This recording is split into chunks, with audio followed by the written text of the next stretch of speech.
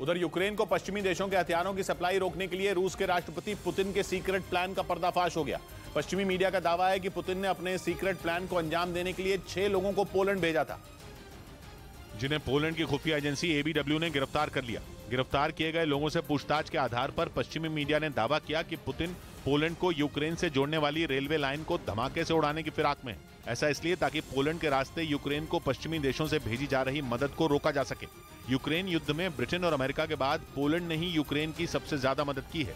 और पोलैंड वो देश है जो यूक्रेन और पश्चिमी देशों के बीच की सबसे अहम कड़ी है, क्योंकि पोलैंड अपना बॉर्डर यूक्रेन के साथ साझा करता है। और पश्चिमी देशों से यूक्रेन को जितने भी हथियार भेजे जा रहे हैं वो पोलैंड के रास्ते ही भेजे जा रहे हैं।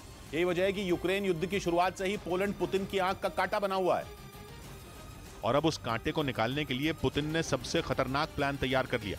पुतिन का प्लान पोलैंड से यूक्रेन को जोड़ने वाली रेलवे लाइन को धमाके से उड़ाने का है। अगर पुतिन अपने इस प्लान में कामयाब हो गए तो पश्चिमी देशों के लिए यूक्रेन तक हथियार पहुंचाना बहुत मुश्किल हो जाएगा, क्योंकि अभी तक नेटो देशों ने जितने भी हथियार यूक्रेन की मदद के लिए भेजे वो सभी पोलैंड के रास्ते भेजे गए। इसलिए पुतिन को मालूम है कि पोलैंड की रेलवे लाइन उड़ाने से आधी जंग उनकी मुट्ठी में आ जाएगी और बाकी बची हुई जंग वो अपने सैनिकों और घातक हथियारों के दम पर जीत सकते हैं। हालांकि पुतिन ने इस प्लान को अंजाम देने के लिए जिन 6 लोगों को भेजा था वो सभी पकड़े जा चुके हैं। लेकिन पश्चिमी मीडिया का दावा है कि बहुत जल्द रूस के राष्ट्रपति अपने इस खतरनाक प्लान को जरूर अंजाम देंगे। अगर ऐसा हुआ तो ये अमेरिका और यूरोप पर रूस का सबसे बड़ा हमला होगा। हालांकि पुतिन पहले भी कई बार पोलैंड को अंजाम भुगतने की धमकी दे चुके हैं, लेकिन उसकी धमकी का पोलैंड पर कोई असर नहीं हुआ। उल्टे उसने यूक्रेन को लड़ाकू विमान देने का ऐलान कर दिया। इसलिए माना जा रहा है कि पोलैंड के इस फैसले के बाद पुतिन का गुस्सा 7वें आसमान पर पहुंच चुका है और अब पोलैंड पर बहुत बड़ा खतरा मंडरा रहा है। इधर राजस्थान में होने वाले विधानसभा चुनाव से पहले मुख्यमंत्री अशोक गहलोत ने 19 नए जिले बनाने का ऐलान कर दिया।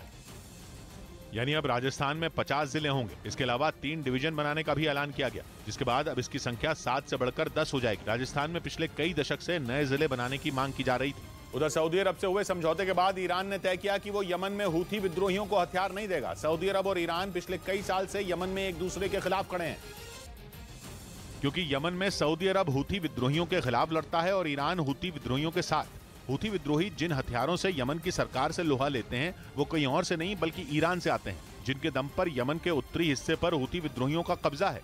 लेकिन चीन की वजह से ईरान और सऊदी अरब के बीच हुआ समझौता यमन में हूथी विद्रोहियों का बड़ा नुकसान करवा सकता है, क्योंकि ईरान ने सऊदी अरब के सामने हामी भरी कि फिलहाल वो हूथी विद्रोहियों को हथियार नहीं देगा। जिसका मतलब यह हुआ कि हूथी विद्रोहियों को ईरान ने ऐसा झटका दिया जिससे उबर पाना उनके लिए मुश्किल होगा। यमन में शिया और सुन्नी मुसलमानों का झगड़ा है और यही झगड़ा वहां ईरान और सऊदी अरब को आमने सामने खड़ा करता है, क्योंकि ईरान में शिया मुसलमानों की आबादी ज्यादा है और हूथी विद्रोही भी इसी समुदाय के हैं, जबकि सऊदी अरब में सुन्नी मुसलमानों की संख्या ज्यादा है और इसी वजह से वो यमन में हूथी विद्रोहियों के खिलाफ लड़ने वाले सुन्नी मुसलमानों के साथ है। लेकिन बदले हुए समीकरण में यमन में भी समीकरण बदलता नजर आया, क्योंकि ईरान ने पहली बार खुलकर कहा कि वो हूथी विद्रोहियों को हथियार नहीं देगा, जिसके बाद सऊदी अरब ने उम्मीद जताई कि यमन में सालों पुराना गृह युद्ध रुक सकता है।